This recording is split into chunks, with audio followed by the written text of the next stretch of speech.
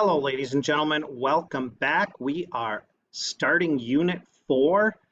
So looking at 4.1, what we are doing is examining relationships with scatter plots plus correlation. Now, what I have done is I have preloaded all of the notes on here. So this video hopefully won't be long. However, you are going to need to pause to write some things down. Okay, so I'm going to go fairly quickly. Please pause, rewind it if you need to, and write these things down in your notes. These are all going to be really important. All right, so here we go. So what is a scatter plot? Well, if you remember, that's where the dots either are rising or falling. But before we get into that, let's look at the left side. We've got an X and Y axis. The x-axis at the bottom, that is our explanatory variable. It explains what is going on. On the y-axis, the vertical axis, that's our response variable. All right, let's look at the different types of scatter plots. So if the dots are rising, that is a positive correlation. As the explanatory variable increases, the response variable increases. Okay, they do the same thing. Or you could say it in reverse. You could say as the explanatory variable decreases, the response variable decreases.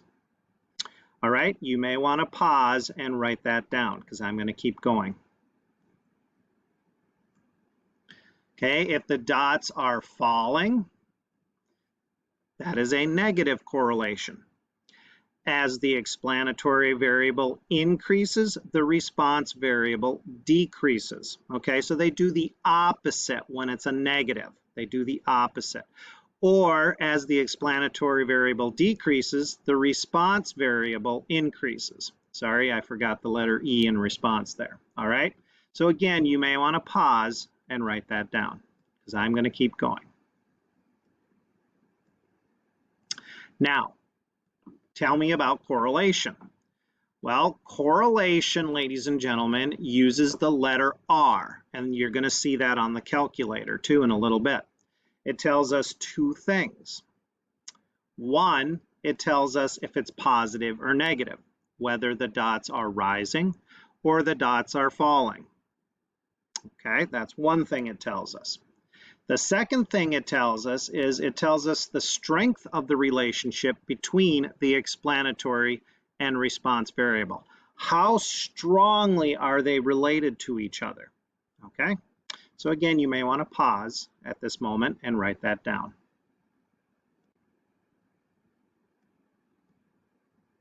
Now, correlation is a number anywhere from -1 to +1. Again, correlation, it cannot be smaller than -1 and it cannot be bigger than 1. It's a number somewhere from -1 to +1. Okay, let's take a look at a few examples of some pictures. Okay, so starting on the left side with the red. Okay, that is the strongest negative correlation there is, R equals -1. You will notice those dots are in a perfectly straight line. Look at the middle, the blue one. That is the strongest positive correlation that there is. Those dots are in a perfectly straight line. If you remember, that's linear.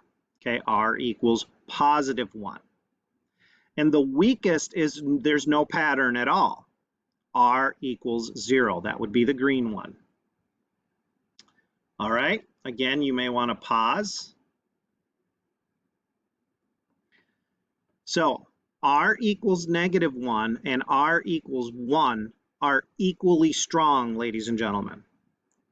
Again, the -1 and the +1, they are equally strong.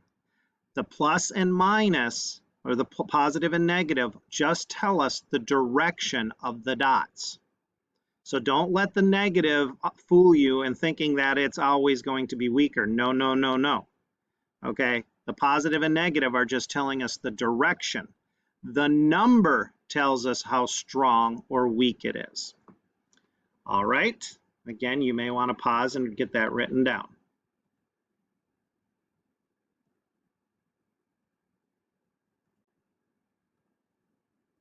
All right, so here are some examples of some other types of dots. Starting on the left, okay, those dots are negative. They're kind of close together. Okay, they're close together. That means there's a stronger relationship there.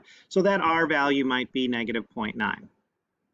The next one, you'll notice the dots are still going down, but they're a little further apart. So that R value might be about negative 0.5. Okay, again, the calculator is going to tell us these numbers when we have the data. I'm going to show you that in a little bit. Okay, the next one, the dots are positive. They're fairly close together. R might be 0.9. Then the next one, the last one, the dots are a little further apart, still positive. The R value might be 0.5. All right, again, you may want to pause and get that written down. Again, I already mentioned this. The calculator will actually tell us this number. We will do that shortly. Now, please write these down. For a number to be very strong, it's going to be in the 0.8s to 0.9s. Anything in the 0.8s or 0.9s, whether it's positive or negative, is very strong. Anything in the 0.6s and 0.7s, positive or negative, is strong. It's a strong relationship. Moderately strong, you know, kind of weak, kind of strong, you know, moderately strong. Anything in the positive or negative 0.4s to positive and negative 0.5s. A weak relationship between the data points is anywhere in the 0.2s or 0.3s for positive and negative. And then very weak is anything between 0 and 0.2, up to 0.2. All right. All right, ladies and gentlemen, let's keep going here. Okay. So normally we would do this in class, but obviously with it being distance learning, it's kind of hard to do that. So I am going to change this so that we can see this a little bit better. Sorry, it might be kind of small on your screen. Let me increase it a little bit. Well, that was too much. I'm going to stick with this one right here. Okay, so here we're given some scatter plots and we are given some numbers up above and we have to match it. Let's see if I can make this just a little bit better. Okay, that's a little bit better. All right, so you will notice I've already got them filled in. So I want you to take a moment and just look at these. You don't necessarily have to write these down. Okay, well, first of all, I started off by looking for the perfectly straight ones, like number 3 right here, okay? So you'll see with number 3, okay, I started with number 3. It's perfectly straight going down. I already know that that's R is -1, so that takes care of B. And then I noticed number 7, they're perfectly straight going up. Well, that's +1, so that was A. All right. Then what I did was I looked, okay, well, the weakest, I know the weakest is 0. Okay, well, which one can I not see a pattern on? Well, that would be number 4. Okay, number 4 goes with letter C. Now, you'll notice that I've got 6 left, right? 1, 2, 3, 4, 5, 6. Well, 3 of them are positive and 3 of them are negative. Well, let me start with number 1. Those dots are pretty close together. Now let me see what about another negative. Okay, so I'm going to look at number, whoops, I want a different color here. I want to look at, switch colors. Why aren't you switching colors on me? There we go. So here's 1, I know it's negative. Number 8, I know it's negative. And number 9, I know it's negative. Well, the dots are closer together in number 1. So that means that's got to be a stronger negative. So that has to be letter E, -0.8. Okay. Now, 8 and 9. I noticed 9, they're a little bit closer than they are for 8. So the number for 9 has to be a little bit higher than the number for 8. So there's 2 negatives left, right? There's -0.6 and there's -0.2. Well, the -0.6 is stronger, so that's why this one has to be G. And then the -0.2, that's weaker, that has to go to number 8. And then if you do the same thing with the positives, okay, process of elimination, you notice we've got a 0.8, a +0.6, and a +0.2. Well, again, the 0.8, the dots are going to be closer together, so that's going to be number 6. No, F says 0.6. Well, the dots are a little bit closer together for number 2, and then number H, letter H, I'm sorry, number 5, letter H, they're a little bit more spread out. All right, so again, the closer to 1 or -1, the dots are going to be closer together. As you get closer to 0, the dots are going to be more spread out. All right, ladies and gentlemen, this next part, let me put this back to normal. All right, again, you may want to hit pause at any time, folks, to get things written down. So here we go. Number 1, alcohol has many effects on the body. One effect is a drop in body temperature. To study this effect, researchers give several different amounts of alcohol to mice and then measure the change in each mouse's body temperature in the 15 minutes after taking the alcohol. Well, the explanatory variable, folks, is the amount of alcohol. The response is the body temperature of the mouse or of the mice. Okay, and it says that the body temperature drops with the amount of alcohol that is drinking, that they are given. Okay, and that's true for humans too. You always hear about people sometimes in the winter leaving a party and then being found frozen to death because their body temperature was lower, they had stuff to drink, and they kind of got disoriented and lost, and then they ended up, unfortunately, passing away. But this is our relationship here. As the amount of alcohol goes up, the body temperature goes down. All right, number 2. Let me just get rid of that altogether. How well does a child's height at age 6 predict height at age 16? To find out, measure the heights of a large group of children at age 6. Wait until they reach age 16, then measure their height again. Well, we all know that hopefully you get taller than you were when you were 6 years old. So the explanatory variable is your height at age 6, and the response variable is the height at age 16. So as you get older, okay, as you get older, your height will increase. So it's a positive correlation. All right. Again, you may want to pause and get stuff written down. This next part is calculator stuff, and I'm going to repeat myself many times. And if you still get stuck, you are going to need to come back to this and rewatch this stuff. Okay, I also posted another video above this one on using the calculator if you need to rewatch this. I do expect you to be able to do this on your own when it comes to mastery quizzes and the test. So first of all, putting data into the calculator. All right, well, this is very familiar and you may want to pause and write these things down. We're going to hit that stat edit button just like we did before. Okay, let me pull up my calculator. Okay, remember stat edit. Now I have already preloaded numbers into my calculator, so don't worry about these right now. So I'm going to use list 1 and I'm going to use list 2. All right, once we have the data typed into the calculator, we're then going to need to turn on, so I'm on number 2 now, I'm going to have to turn on the scatter plot. Okay, here are the steps. Second, y equals, pick number 1, turn it on, and make sure the scatter plot is picked. Okay, let me demonstrate. So I go second, y equals, I pick number 1, I make sure it's on by clicking enter on the on, and then I go down and I make sure it's the scatter plot. Okay, that first one is the scatter plot. All right, and then my X list is L1 and my Y list is L2. So it's turned on. Once I have it turned on, ladies and gentlemen, I'm going to hit zoom 9. Okay. Now, before we do any of that, I want to do this with you. So everybody, I need you to do this. Okay. Here we go. I need you to do this. I need you to go second, hit the number 0, catalog. Again, second, 0, catalog.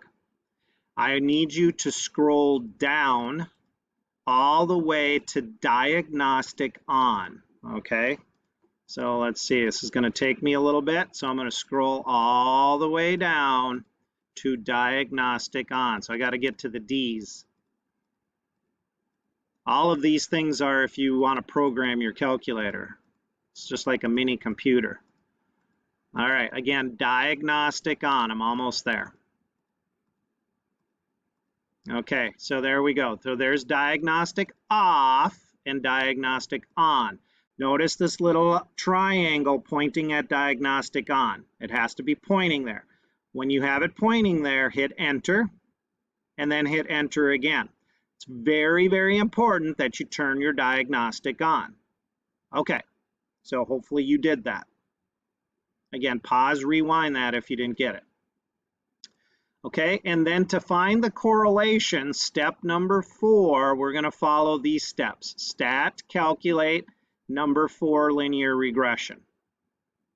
Now, I just got done showing you if you don't see R, this is what you need to do. Again, rewind, watch this again. All right, here we go, folks. So, 2 examples and then I'm done. The following data shows the temperature lows and cereal sales for 13 randomly selected days. So what we're going to do is we're going to put these in list number 1. This is our explanatory variable, and these are going to go in list number 2. All right, again, the temperature, the explanatory variable is temperature outside. The response variable is boxes of hot cereal sold.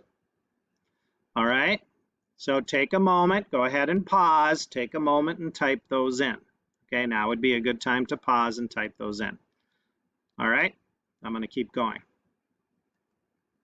So I've already typed those numbers into my list. So again, let me go stat, number 1, edit. Now, just a reminder, to clear it, I don't want to clear mine because I've already typed them in. You go to the top, you hit the clear button, and then hit the down arrow. Again, to clear a list, go to the top, hit clear, and then the down arrow. All right, but I don't want to do that. All right, so I've already typed in the temperatures in list 1 and the hot cereal sales in list 2. Okay, and I double checked them so I know they're all correct. All right, so I've got the numbers typed in. Now, I want to see the scatter plot. So again, I'm going to go second y equals, and once you've got this turned on, you don't need to do it again. So pick number 1, it's on, make sure it's on, and make sure it's the scatter plot. Okay, you only need to do this once. Once this is set up, you don't have to keep redoing this. All right, unless when you close your app, the calculator resets itself. Okay, then you'll have to redo it. All right, so the next thing to see the scatter plot, remember, yeah, you might want to do second quit. To see the scatter plot, we're going to do zoom 9. Isn't that gorgeous? Again, zoom 9. There's the scatter plot. It's a beautiful scatter plot. And I notice the dots are going down, so it's a negative scatter plot. All right, so what I want you to do is I just want you to sketch. We're not going to put any numbers on our X and Y axis, but we're just going to label, just like I have here. Okay, temperature outside is the explanatory variable. Boxes of hot cereal sold is the response. And again, all I did, okay, I kind of cheated, I guess. I copied the picture from the calculator and put it on here. You just make a sketch of it, okay, a general sketch. Make sure the pattern looks like that when you sketch it. That's all you're going to have to do on the worksheets when we do those also, okay? Haven't figured out what I'm going to do for the test yet. I'm still working on that. All right, so again, there's our scatter plot. All right, now we're going to answer a few questions here. Okay, we know that it's a negative correlation, but oh, look, I found the R value. How did you do that, Mr. Ellering? All right, here we go, folks. We're going to use the calculator to find this R value. Here we go. We're going to go stat. We're going to right arrow to calculate. Again, let me repeat that. Stat, right arrow to calculate, and we're going to pick number 4, linear regression. All right, it should say list 1, list 2. You're going to hit enter 1, 2, 3, 4, 5 times. You got to hit enter 5 times. Now there's all kinds of stuff in here that we're going to talk about, but that's in a future lesson. So what we're interested in is the R value right down at the bottom. See, R equals negative 0.967. Okay, I rounded that. That's my correlation. That's telling me how strong this relationship is, which is very strong. So negative 0.97, and that's where this number came from, folks. Again, if you're having any issues with this, rewind, watch it again, or go watch the other video that I have posted right above this one. So as the temperature increases, the amount of hot cereal sold decreases. Okay, they're doing the opposite. Or you could say as the temperature decreases, the amount of hot cereal sold increases. Hot cereal, folks, is like oatmeal, things like that. Okay, one more of these. So in this situation, I am giving you the gas prices and the number of miles driven while on vacation.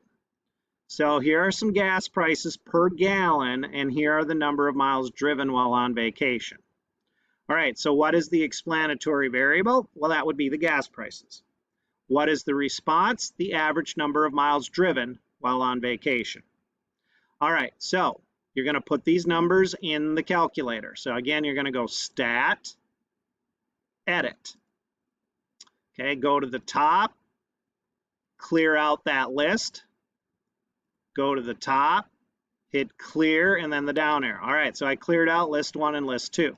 Now, I have already preloaded this, so boom, I've got my gas prices put in list 1. Again, you just need to pause and put those in.